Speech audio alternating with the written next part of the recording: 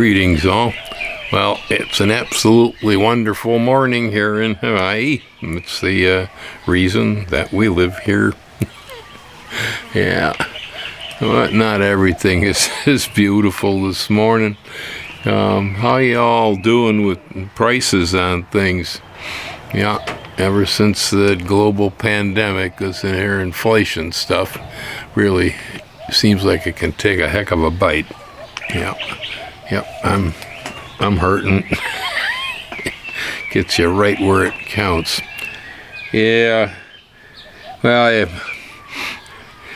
it's an excellent time for two meditations in America. One is, what is money actually worth anyway? Yeah, it's worth what you can get for it. That's about it. Okay. So I go back to, they make this stuff on printing presses. Don't get too upset about it, man. You know, we Americans get so deeply dug into the almighty dollar.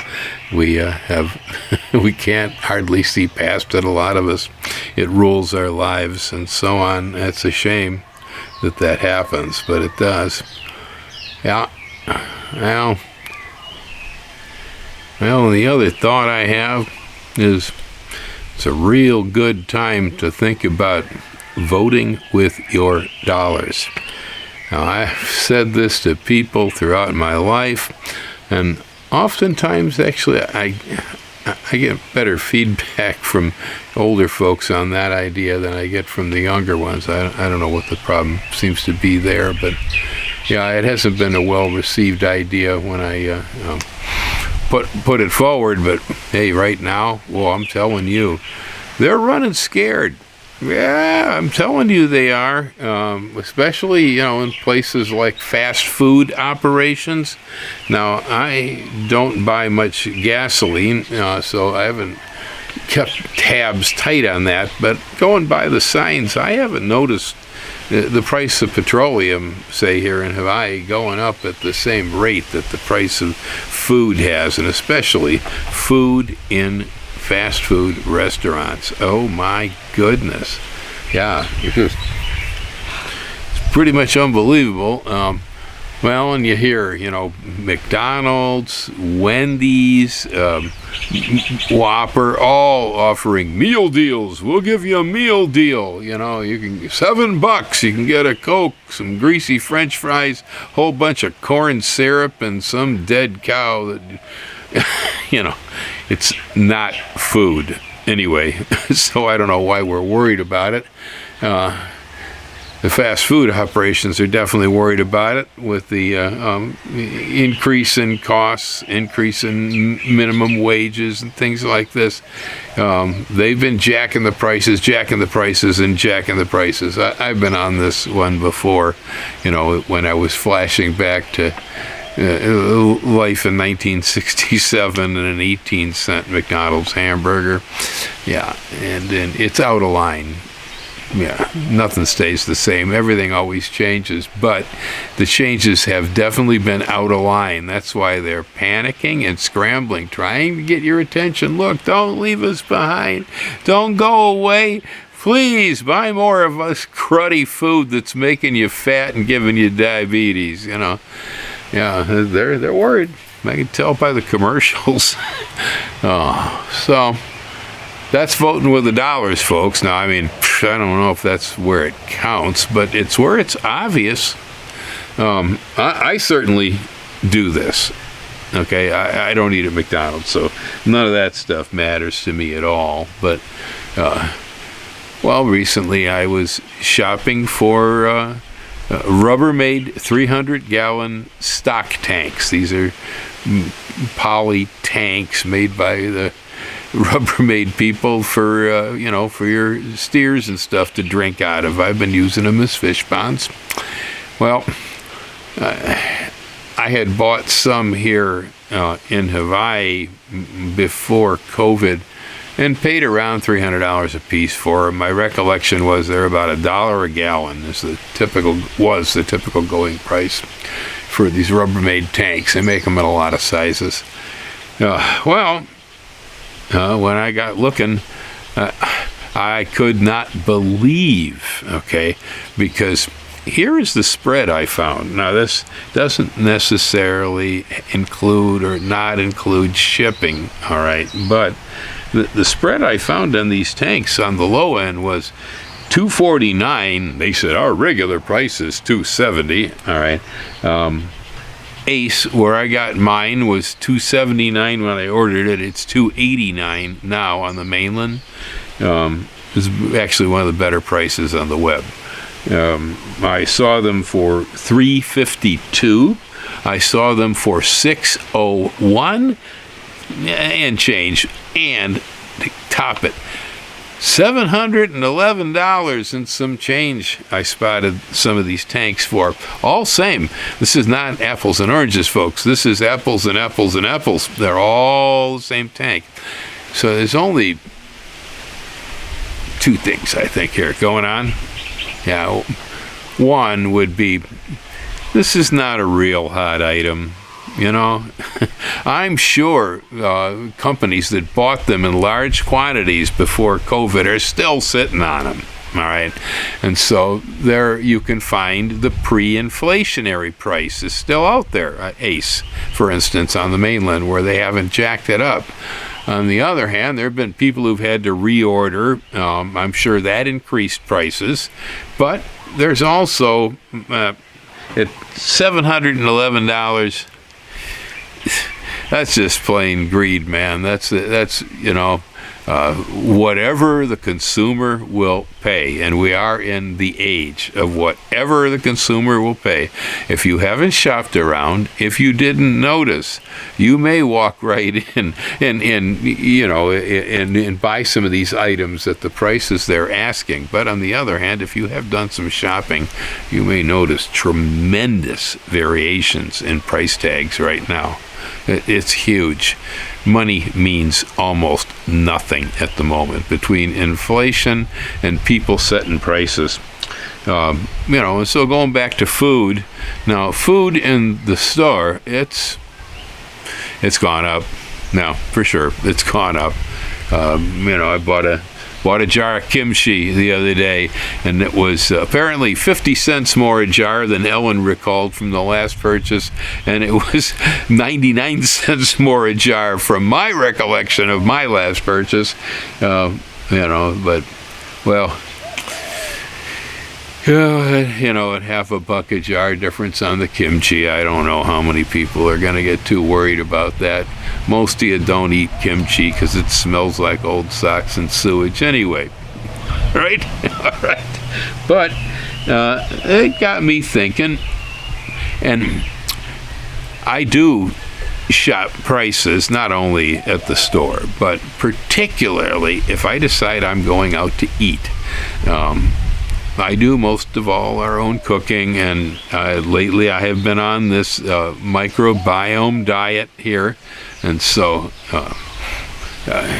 you know, I'm being cautious about what I'm eating, and so I am not going out to Whopper, okay, but every now and then, yeah, I decide I want to eat something that isn't probably all that great for my biome, and when I have somebody else serve it to me and clean up the mess afterwards, yeah, it's like that. Well, so I shop the restaurant menus online. Now, this gets interesting because, you know, if you look, you can find on Facebook and places like that, on Yelp, you can find menus that were posted pre-pandemic. They're still out there. Yeah, you find menus from going back 2018. I've seen them 2016 even. And then all the way coming forward through the current mess. So I know, I mean, I happen to enjoy collecting elderly instruments, old guitars. You know, some people collect vinyl records. Hendrix or Janis Joplin posters from the Fillmore in the 60s. Wow. Yeah, they're worth a lot of money on the market these days, apparently in Europe particularly. Collectible art, right? Old stuff. Well, When's it going to get down to collectible menus? Because they're out there.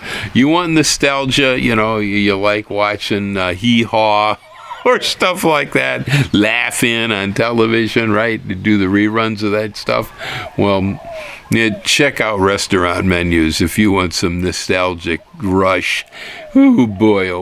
I have to be careful if I'm pricing to go out to eat and checking who's charging what, that I'm looking at a current menu price and hopefully it says posted by restaurant owner, or something on that order.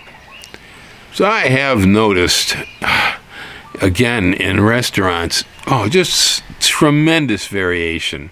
And, I mean, we're talking apples and apples. If I'm thinking about going out to eat for Vietnamese food, maybe I want some soup, or I want a Vietnamese sandwich, or a bone or something. And so you can compare from one Vietnamese restaurant to the next. What are they charging for that dish? And wow! There's a lot of variation out there. Some people have only raised prices minimally. Other people have raised prices hugely. And so trying to get an apple-to-apple comparison here, I went in and tried to do a search for what does the price of a plate of chicken katsu cost here in Hilo. That's a very, very popular local dish. I'm sure you folks know it in the mainland too. It's Japanese origin. That's, fairly thinly cut pieces of chicken breaded with panko and served with a katsu sauce and usually rice, and around here mac salad or a tossed salad on the side, right? Yeah, that's the thing. Well, oh boy. Yeah, I was basically floored because now, this is really up about $8 to $10 a plate over what it used to cost prior to the pandemic. Yeah, it's really up. But those seem to be the going prices if you want a plate of chicken katsu around here. But I noticed that if you want it delivered, okay, so if you're going to go to DoorDash for a plate of chicken katsu from most of your restaurants, that can cost you $25. But Uber Eats, I fainted. A particular restaurant that I sometimes eat at, and I generally consider it to be reasonably priced. Yeah, $59.99 Uber Eats. You want a plate of chicken katsu from a restaurant that will remain unnamed. That was just unbelievable. And then I found out that if you want the best price on a plate of chicken katsu I can come up with is in Texas. It's a favorite food over here, but boy, in Texas, you can get a plate of stuff there for $10.99. Oh, a button up in the corner of the website said, order online. I was going to order online and see what they do about it. Yeah, the guys in Hilo, Hawaii, I don't know, what do we do? It's $10.99 for a plate. Yeah. Well, so then I just decided I'd take a look around at something we use, and that would be cat food. So I chose a specific Blue Buffalo, tasteful, the hairball. Yeah, well, that was the search. And, mostly I got what I was looking for here. And, the price variation was... I thought was crazy. Yeah. Right now, this stuff right now is literally nuts because, I can get a bag of the stuff for $20.98. Okay, that seems to be the low price leader. But there's $22.99 for a bag. Oh, you can pay $28.98 for a bag. Oh, how about $32.99 for a sack of the stuff? I found the same one for $41.99, and wow, $47.99, and you got to pay shipping. It starts at $20. It more than double the price. Same product. All of this spread of prices, all same product. Now, some of it includes free shipping, some does not include free shipping. Generally speaking, the lower prices tend to be the ones that included shipping here, which is a consideration. Yeah. Well, and of course, it used to be, in my opinion, creative complaining was useful. It was valuable. I'm fairly good at it, knowing how to take something to a point with a customer service person where I have managed to connect, but I am not alienating them yet, but, getting the point across. Creative complaining, I always called it. And, prior to this pandemic and this whole thing, I used to do pretty good with it. Yeah, I get roaches in my rental car. I get free rental cars for that, stuff like that. Lately, I haven't done so well with it. I think the reason why is with the raising in price and with the pandemic and people's gut biome and everything else. I think it's too much complaining going on. Nobody's listening anymore. Yeah, customer service people have put earplugs in thicker than the ones they used to have. Anyway. A good example of this one would be going back, it was in March. Yeah, our robot vacuum cleaners started acting up, going in circles and generally acting crazy, and we decided we're going to upgrade. So Ellen went out and she bought herself one of these high-end iRobot Roomba. It's a S9 Plus, I think they call it. It empties its own trash. It goes back and it charges itself when it's hungry. It's got a map that it knows where the stuff is in your house once it finds it. Its avoidance is excellent, and it will clean corners better than any robot I've run across yet. It's really actually a very good tool, but she got it, during, I guess, some kind of sale. It must have been, because she paid $639 for this thing, and this was in March. I've been on with customer service over and over because the thing will just suddenly turn itself on at 1 o'clock in the morning and start vacuuming the floors. It's not supposed to. It has schedules. It's been told what it does, when it does it, but it wasn't paying any attention to it. I called customer service. We talked. We tried this. We tried that. Nothing worked. The thing still turned on 4 a.m. running around the house, eating my socks. Well, they finally did send me an email that had a full factory reboot in it, how to do that. I had hesitated. These things are a pain because then you got to go through and you got to put everything back in. In this case, the floor maps and all could get wiped. Well, in the meantime, I realized that it wasn't going to do me any good as a creative complainer, but I went back on Amazon where we bought it, and I rated that darn thing at a 1. Okay. Yeah, because it was running wild. I couldn't control it. Well, then I went ahead and I did the factory reboot, and well, son of a gun, how about that? The robot's okay now. Yeah, I don't know. It had something stuck in it we couldn't get out. And so now it's listening. It's following the schedules, and it's being a very good robot, and I'm actually liking it. But after I went on to Amazon and I marked it as a 1 for customer satisfaction, the $639 robot that we bought in March suddenly jumped up as a Father's Day special to $999. Yeah, that thing went up $360.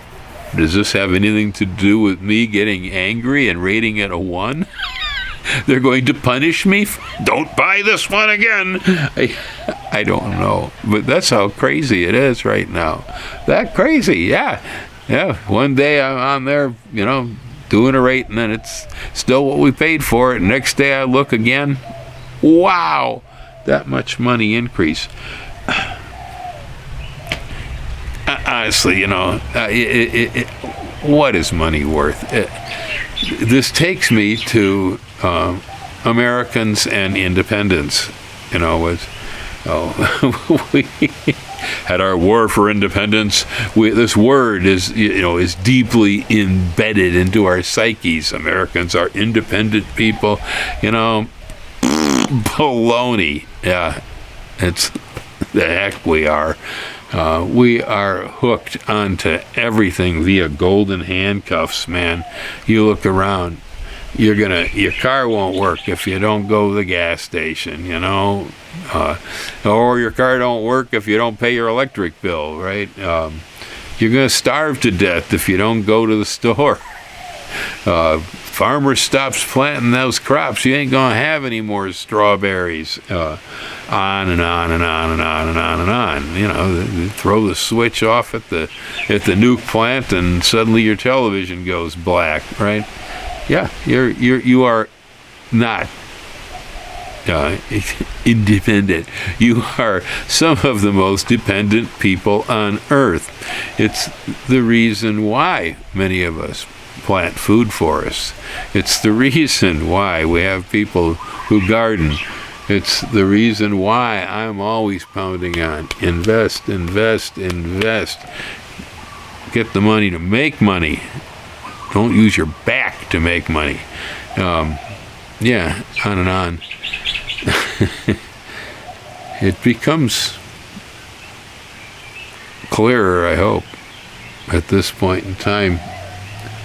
Okay, folks, that's enough of my blathering. Aloha. Now y'all hang loose there.